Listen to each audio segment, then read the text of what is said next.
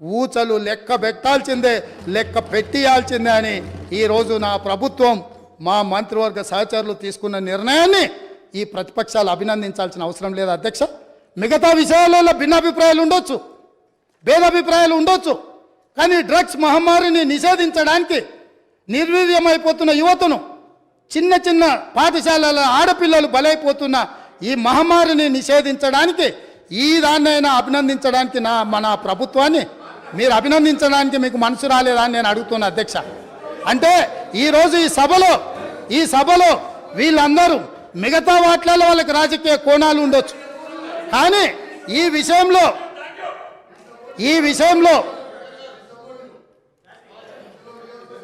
Running comment చేయకండి దయచేసి please. Sir పాపం తెలియక అట్లా అంటుండే, కానీ తర్వాత ఆయనకుండే బాధలు ఆయనకుంటాయి. ఎందుకంటే ఎవరైతే ఈ అంశం మీద పూర్తి స్థాయిలో మాట్లాడినరో వారు బాధ్యత తీసుకొని మిగతా విషయాలలో మాకు భిన్నాభిప్రాయాలు ఉన్న డ్రగ్స్ నిర్మూలన విషయంలో, మత్తు పదార్థాలను నిషేధించడంలో, గంజాయి ఇతర మత్తు పదార్థాలను ఈ రాష్ట్ర సరిహద్దులను దాటి లోపలికి రానివ్వకుండా కంచేసి కాపాడాల్సిన బాధ్యత ఈ 119 మంది శాసనసభ్యుల మీద ఉన్నది అని మనందరం ఏకగ్రీవంగా ఈ విషయంలో ఒక అభిప్రాయానికి వచ్చినుంటే ఎంత మంచి సందేశం ఇవాళ తెలంగాణ ప్రజలకు చేరుండేది అధ్యక్ష. కాళ్ళు వనకాలి అధ్యక్ష. ఎవరైనా ఈ రాష్ట్రంలో గంజాయి కానీ, కొకైన్ కానీ, హెరాయిన్ కానీ ఇట్లాంటివి రకరకాల ఎన్నో పేర్లు, పేర్లు పలకడానికి కూడా నాకు రాదు అధ్యక్ష. వీటన్నిటినీ 100% ఉక్కు పాదంతో అణిచివేస్తాం, ఎంత వాళ్ళున్నా బొక్కలేస్తామనే నిబద్ధతతో మా ప్రభుత్వం పనిచేయబోతుంది. దీనికైనా వాళ్ళు పూర్తి స్థాయిలో మద్దతు పలకాలి అని చెప్పి మీ ద్వారా వారికి విజ్ఞప్తి చేస్తున్నా అధ్యక్ష. అదేవిధంగా అధ్యక్ష,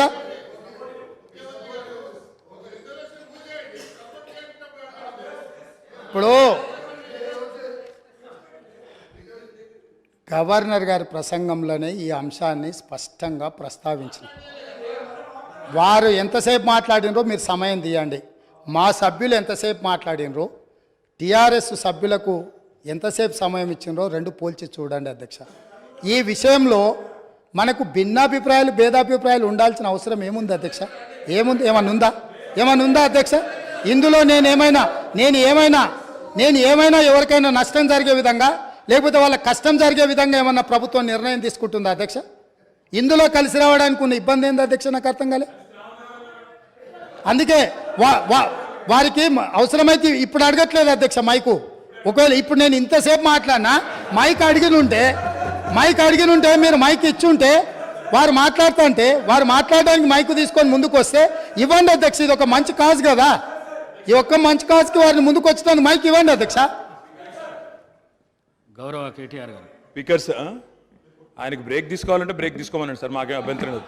మాట్లాడి అలసిపోయినట్టున్నారు, మాకేం అభ్యంతరం లేదు. కానీ అధ్యక్ష, వారేదో కొత్తగా ఏదో చేసినట్టు డ్రగ్స్ విషయంలో అధ్యక్ష, మా ముఖ్యమంత్రి గారు, మా గౌరవ పెద్దలు, మా పార్టీ అధ్యక్షులు, ఈరోజు లీడర్ ఆఫ్ ఆపోజిషన్ కేసీఆర్ గారు, వారు పాపం మరి ఫాలో అవుతారా లేదా వార్తలు నాకు తెలియదు, కానీ సివి ఆనంద్ గారు అనే అడిషనల్ డైరెక్టర్ జనరల్ ఆఫ్ పోలీస్ని టీఎస్ న్యాబ్ అనేది ఏర్పాటు చేసిందే మా ప్రభుత్వం. Telangana state anti narcotics bureau ఏర్పాటు చేసిందే మా ప్రభుత్వం. ఏర్పాటు చేయడమే కాదు, సివి ఆనంద్ గారిని అపాయింట్ చేయడమే కాకుండా దాదాపు 9 నెలల కిందటనే ఆ కార్యాచరణ కూడా ప్రారంభించి మొత్తం అన్ని జిల్లాల ఎస్పీలు, ఇప్పుడు వారు చెప్పారు కదా ముఖ్యమంత్రి గారు, మొత్తం ఒక పూచిక పుల్ల గదులొద్దు, అసలు గంజాయి అనేది కనబడొద్దు అనే మాట ఏదైతే వారు చెప్పినారు అధ్యక్ష. పంజాబ్ గురించి కూడా గొప్పగా చెప్పారు అధ్యక్ష. మరి పంజాబ్లో నిన్న మొన్నటి దాకా ఉన్నది కాంగ్రెస్ ప్రభుత్వమే అధ్యక్ష, వారు మర్చిపోయినట్టున్నారు. పంజాబ్ ఇవాళ మత్తులో మునిగిపోతోంది, యంగ్ విడోస్ అనేది అయితే మాట్లాడారో అక్కడ ఉన్నదంతా కాంగ్రెస్ ప్రభుత్వమే. ఉడతా పంజాబ్ అనే సినిమా వచ్చింది కూడా మీ కాంగ్రెస్ ప్రభుత్వంలో, అది కూడా తెలుసుకోండి అధ్యక్ష. భిన్నాభిప్రాయం ఉంది అన్నారు, ఎక్కడుంది అధ్యక్ష భిన్నాభిప్రాయం? అధ్యక్ష, మేము ఒకవేళ భిన్నాభిప్రాయం ఉంటే మా ప్రభుత్వం ఎందుకు పెడుతుంది అధ్యక్ష? Telangana state anti narcotics bureau ఎందుకు పెడుతుంది? ఎందుకు సివి ఆనంద్ లాంటి కాంపిటెంట్ ఆఫీసర్ని పెడుతుంది? సరే మీరు తీసేసింది ఇలా ఆయన, అది వేరే విషయం, కానీ సివి ఆనంద్ లాంటి కాంపిటెంట్ ఆఫీసర్ని ఎందుకు పెడతాం అధ్యక్ష? ఇంకో మాట అధ్యక్ష, ఇట్లాంటి విషయాలు ఇప్పుడు ఈరోజు కాదు అధ్యక్ష, ఇట్లాంటి విషయాల్లో గౌరవ ముఖ్యమంత్రి గారు ఆనాడు కేసీఆర్ గారు మరి షీ టీమ్స్ పెట్టినా, రాష్ట్ర ప్రయోజనాలకు సంబంధించి ఏ అంశం పెట్టినా, ఈరోజు డ్రగ్స్ విషయంలో మీరు మాట్లాడినా 100% కాదు అధ్యక్ష, 1000% మా పార్టీ నుంచి పూర్తి సహకారం ఉంటుంది ఈ విషయంలో. వారికి కన్ఫ్యూజన్ అవసరం లేదు, వారికి ఇంకేమైనా అనుమానాలు ఉంటే కూడా నేను చెప్తా ఉన్నా. భిన్నాభిప్రాయాలు అన్నారు, మేము అభిప్రాయం చెప్తే కదా అధ్యక్ష భిన్నాభిప్రాయం ఉండడానికి. అది మేమే చెప్పినాము, మేమే మా ప్రభుత్వం ఉన్నప్పుడే ఏర్పాటు చేసిన సంస్థ. ఇవాళ మీరు క్రెడిట్ తీసుకుంటా అనుకోవచ్చు, మాట్లాడితే మేనేజ్మెంట్ కోట అంటారు అధ్యక్ష. అధ్యక్ష, ఢిల్లీని మేనేజ్మెంట్ చేసి ముఖ్యమంత్రి పదవి తెచ్చుకున్న వ్యక్తి, ఢిల్లీని మేనేజ్ చేసి పీసీసీ పదవి తెచ్చుకున్న వ్యక్తి వాళ్ళ మేనేజ్మెంట్ కోట గురించి మాట్లాడితే అధ్యక్ష నేను అనలేదు అధ్యక్ష. ఇది కోమటిరెడ్డి వెంకటరెడ్డి గారు చెప్పినారు, పేమెంట్ కోట అని చెప్పినారు అధ్యక్ష. కాబట్టి ఇంకా ఆయన కూడా మాట్లాడితే బాగలేదు అధ్యక్ష, వారిని సవరించుకోమనండి. ముఖ్యమంత్రి గారు. అధ్యక్ష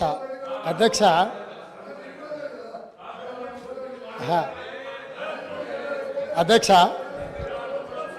సభ్యుడికి ఇట్లయినా పరివర్తన వస్తుందేమని నేను అనుకున్నా. స్పష్టంగా ఒక అంశానికే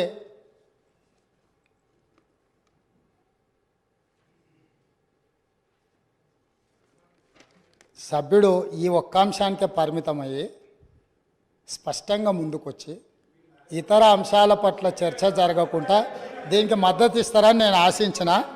సో నన్ను నిరాశపరిచింది. మళ్ళీ సేమ్ రిటారిక్ పొలిటికల్ అలిగేషన్ చేసే ప్రయత్నం చేసిండ్రు. నాకేం ఇబ్బంది లేదు. టిఎస్ నాబ్ అనే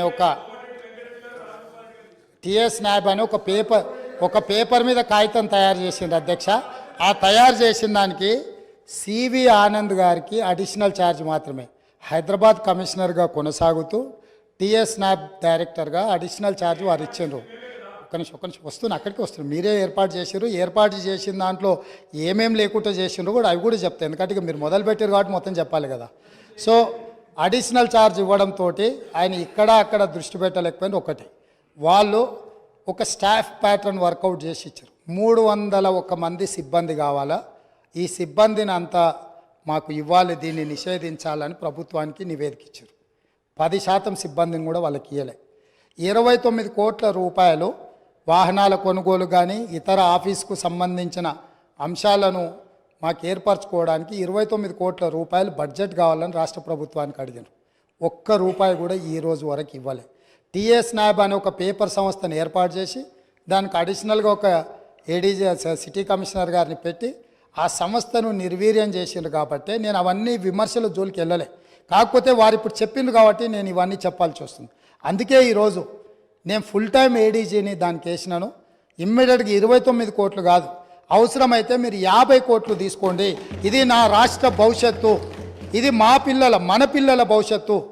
ఇవాళ మన కుటుంబంలో మనం ఏ విజయం సాధించినా, ఏ స్థాయికి ఎదిగినా తెలిసి తెలియని వయసులో పిల్లలు ఇట్లాంటి వాటిన బారిన పడితే మన కుటుంబాలు అన్నీ కూడా ఆ దుఃఖాన్ని లెక్క కూడా పెట్టలేం. ఈరోజు ఎన్నో పాఠశాలల్లో ఈరోజు ఇట్లాంటి ఫిర్యాదులు వస్తున్నాయి. నేను వాటన్నిటి గురించి ఎక్కువ ప్రస్తావించదలుచుకోలేదు ఇక్కడ. ఎందుకనంటే వాళ్ళు ఎంతో రెప్యుటేషన్, ఎంతో కష్టపడి సంపాదించుకున్నారు. ఎవరి మీద ఎక్కడ ఏ పాఠశాలలలో ఏమి ఇబ్బందులు ఉన్నాయనే వివరాలు నేను ఇక్కడ సభలో చెప్పదలుచుకోలేదు. ఎందుకనంటే ఆ కుటుంబాలకు కానీ లేకపోతే ఆ పాఠశాలలకు కానీ ఆ కాలేజీలకు కానీ రెప్యుటేషన్ దెబ్బతింటుంది.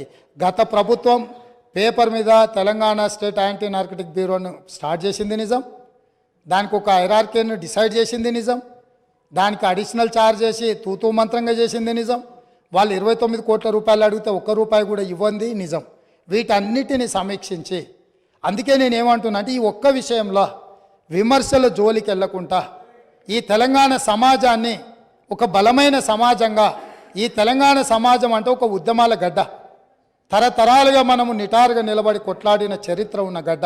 ఇవాళ ఈ గడ్డ మీద గంజాయి మొక్కలు మొలుస్తుంటే, గంజాయి వనాలు పెరుగుతుంటే ఎక్కడెక్కడో ఇక్కడికొచ్చి పక్క రాష్ట్రాల్లోడు పక్క దేశాల్లోడు వివిధ మాదక ద్రవ్యాలు ఇక్కడికి తీసుకొచ్చి మన పిల్లలకు నేర్పి మన పిల్లలు మన రాష్ట్ర భవిష్యత్తును నాశనం చేస్తుంటే ఇక్కడ కూడా మనం రాజకీయాలు చర్చించుకుంటూ ఉంటే సమాజం మనల్ని క్షమించదు.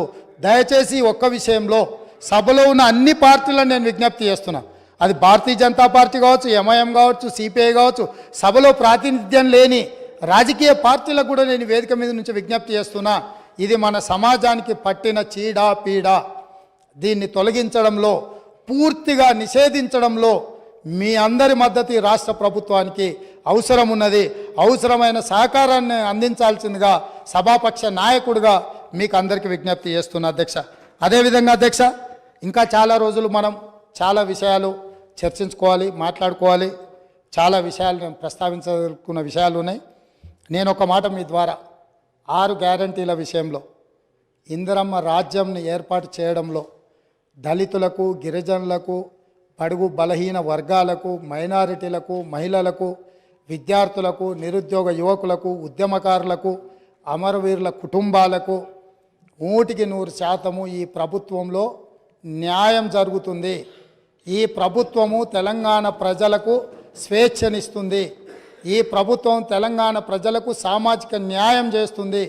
మా మంత్రివర్గ కూర్పు చూస్తేనే ఈరోజు సామాజిక న్యాయం ఎట్లుంటుందో మీకు అర్థమై ఉండొచ్చు. ఈరోజు ఇందిరమ్మ ఇంట్లో ఈ రోజుకు ఉన్న ఇందిరమ్మ ఇంట్లో ఈరోజు మీరు ఇక్కడ నుంచి వెళ్ళి చూడొచ్చు.